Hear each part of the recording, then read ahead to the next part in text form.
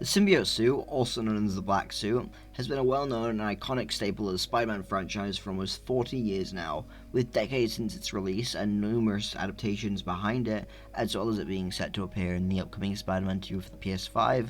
I decided today would be a good chance to look back at my favourite portrayal of the suit and to some of my thoughts in today's video. I feel like I should also mention I got this idea from a friend of mine from Twitter, so thanks to them for the recommendation. With that said, let's look back at the best, or at least my favorite adaptation regarding the symbiote. Guess I found the ooze. Or it found me. Face it, Spidey. Alien life has permanently bonded itself to your suit. Best case, you're in for one monster of a dry cleaning bill. First being teased in Season 1 Episode 9 and being fully revealed at the start of Season 1 Episode 10, this version of the symbiote is probably my favourite variation of the suit so far. The suit doesn't last too long, being removed 2 episodes after it's fully revealed, but those 3 episodes are incredible. Since the black suit lasts for 3 episodes, I'll go over everything in each episode and end this section by giving my final thoughts. The symbiote itself is rather alien-like and moves on to Peter over the course of a day. The suit design goes for a rather Raimi-like version at first, making the main suit black, with only real difference being the front spider emblem is now larger. The suit, like with most adaptations, can leave Peter's body too, as long as he thinks it. The symbiote can also take over his thoughts, making Peter think that it's better if he keeps it due to it giving him increased power. This continues through to the end of the episode, where it uses his own voice inside his head to tell him that if he was to tell Captain Stacy the truth, they'd take the symbiote away. Moving on to episode 11, the suit has now lost the webbing on Peter's chest. The front spider emblem is way larger, and the back symbol's legs are sharper and aggressive. All of this is a visual way of telling the viewer that the symbiote's bond with Peter is growing. At the start of the episode, Doc Ock forms the Sinister Six by getting Electro to break everyone out of prison. When they eventually are able to confront Peter, he pretty much loses to them completely. I'd like to say this is due to his willingness to hold back and not kill them, even though he should easily win with the symbiote. After the loss against the Six, the people at the Bugle find out that Aunt May has been hospitalized due to a heart attack. Jameson offers to call Peter, but Peter ignores his call.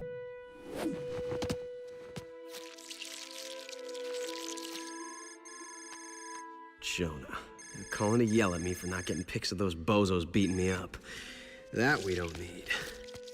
He uses we, which is another case of the symbiote's bond taking over. The beauty of the show is how they show the symbiote's bond growing through small things, whether it be through dialogue or visuals. During Peter's sleep, the symbiote takes control when the radio states how the Six have reappeared. The symbiote takes on the Six all at once and wins. Going back to what I said about Peter holding back, the symbiote does not do that. The symbiote does not care about who dies or how much damage is caused as long as Peter is happy. For example, it uses Rhino's body as a shield against Electro and Shocker, and at the end of the fight is fully willing to stab Otto with his tentacle. Note that also just before this fight, Peter wished he could wake up and the Six would be jailed again. The symbiote goes ahead and does this, once again trying to improve its bond with him.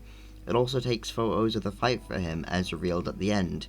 Also at the end, the symbiote prevents Peter from figuring out the truth, using the voice in his head again to say how he shouldn't care since the Six are in jail again and he's going to get paid for the photos anyways. Finally, moving on to episode 12, ever since the ending of episode 11, where Peter finds out what happened to Aunt May, Peter now wears a black shirt instead of his usual attire. His muscles are also much more defined in this design, giving a much tougher and manlier look compared to his friendlier, more casual and young look. The black suit is also now pure black with no webbing, and the front symbol goes up to his shoulders with little sharp points at the bottom of the spider. Peter's voice is also now quieter, more serious, and low in pitch. Moving on to the story, when Peter gets to school, Gwen, MJ, and Liz all walk up to him asking how he is. Instead of being nice, he just talks massive shit about all of his friends, not even caring for their sympathy unless they have cash to give for hospital bills. He then, proceeds to ditch school. We don't need friends. We need money. And more than that skinflint Jameson would ever fork over. This use of we shows how the suit is now fully bonded to Peter, only using we instead of I, unlike before where he was using a mix. Peter wants to accept a job offer from Tombstone as well.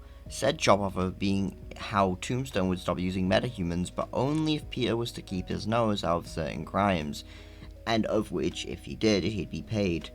Peter does end up accepting it, but to gain Tombstone's trust, he also accepts a deal where he can only fight supervillains for a week, and no ordinary crime. Ordinary Peter would never do this, no matter how in-depth he is, showing how much the symbiote has affected him. During all this, Eddie loses his job at Kurt's lab due to lack of funding, and he blames it on Peter. When Peter goes to the hospital, Eddie tries to start shit with him, and Peter slams him into the wall and says, "Bob, shut it! We're tired of your whining." Another use of "we" and increased aggressiveness. When Peter gets into the hospital, in one of the best fucking scenes in the show, Flash owns Peter and tells it to him straight. Gwen. Oh, crud, what does she want with us now? Well, forget it. She and Brock can attend a Pete's Such a Disappointment dance together. They sell tickets to that? Or can anyone who thinks you're a jerk attend? Don't push me, Eugene. I'm not in the mood. Yeah, your aunt's sick. Poor puny Parker.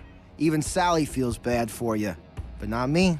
If you're hanging up on the she-geek, that proves you're still a stuck-up egghead. A guy who can't even see when his friends are trying to help. It's because of Flash's speech, Peter realizes the symbiote is taking over his life, and in response, the symbiote tries to use his thoughts against him again, saying how life has been better and that he doesn't need people like MJ, Gwen, or even Aunt May. Peter figures out that the symbiote is highly sensitive to vibrations and uses it against it, but it ends up putting Peter in a cocoon, sending him back to when he first got his powers, with Uncle Ben appearing as well. This is Spectacular's pretty unique way of showing Peter's origin without it feeling like the same origin we've seen 1,000 times before. Saying that though, you can tell this is very Raimi inspired, but I don't feel like that brings it down, to be honest, especially since the show does take a lot of ideas from Raimi anyways. But getting back to the point, the man that kills Ben turns into the symbiote when confronted by Peter. It tries to manipulate him by telling him that it wasn't his fault that Ben died, and that if he joins with the symbiote, nearly everything he wanted could be his. Peter nearly agrees to this too, but Uncle Ben saves him. This entire fight is focused on the symbiote trying to isolate Peter, to force him to give up his morals and his friends. Peter doesn't win because of his strength or power level, he wins because of the people who surrounded him his whole life. MJ, Gwen, Harry, Aunt May, Ben, etc. all influenced him to be a better person, and without them, Spider-Man would be a very different character. The symbiote relies on a bond to survive, and so to make sure that bond survives, it creates an obsession with the host and feeds on the host's wants and needs in order for it to manipulate them into staying. Which is why Eddie so easily bonds with the symbiote at the end of the episode. He never had those people in his life, or at least not like Peter did. Eddie had to solely do what it took to survive. Peter got off easier. In his time of need, Peter had people there for him to support him and care for him. And when he lost his uncle, he was given incredible abilities in order to do what Ben would have wanted. Help people.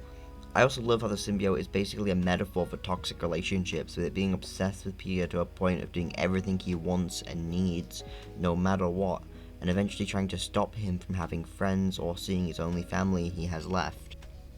So, since we're done with the episodes, one of my final thoughts on this adaptation. To put it simply, I love this version. It puts a massive emphasis on how Peter acts and how his attitude affects the people around him. Flash being the one to bring Peter to his senses is so fucking great, and the entire arc is done really well. It is sad the suit only lasts for 3 episodes, but I honestly think they did great with that short time. So much happens in those 3 episodes, and there's a lot to talk about with it. They don't waste time, they show you directly with each episode how Peter is getting worse, and when he gets to a point where it can't go on, the payoff is beautiful. Like I said, showing how Peter isn't who he is because of his powers or his intelligence, even though they do play a part, but because of the people that helped him through life. I don't even really think I can do this justice, to be honest, but all I want to say is go watch Spectacular Spider-Man. It's on Disney Plus right now, and it's an excellent adaptation. Sorry, Symbi. I know this must hurt, but we're just no good together. Consider yourself dumped.